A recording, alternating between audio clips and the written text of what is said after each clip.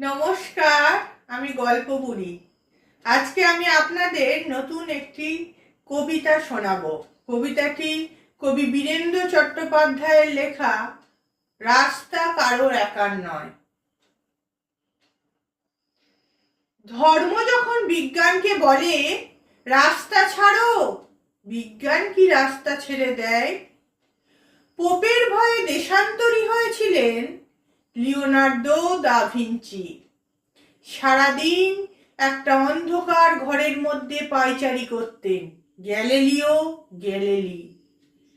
তাকে পাহারা দেওয়ার জন্য বসে থাকতো একজন ধর্মের পেয়াদা, যার চোখের পাতা বাতাসেও নড়ত না।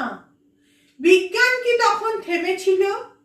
তীর্থের পাণ্ডাদের হই হই, তাদের লাল চোখ কি পেরেছিল পৃথিবীকে বেঞ্চের উপর দাঁড় করিয়ে সূর্যকে তার চারদিকে উঠবোস করাতে?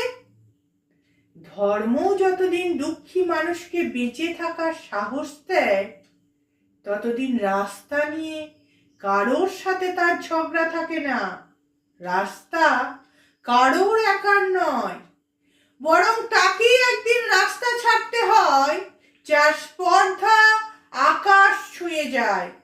বিজ্ঞান যখন প্রেমের গান ভুলে ভাড়াটে জল্লাদের পোশাক গায়ে চাপায়, আর রাজনীতির পেয়াদারা পয়সা দিয়ে তার ইজ্জত কিনে নেয়, আর তার গলা থেকে ধর্মের ষাঁড়ের মতো কর্কশ আদেশ শোনা যায়, রাস্তা ছাড়ো নাইলে।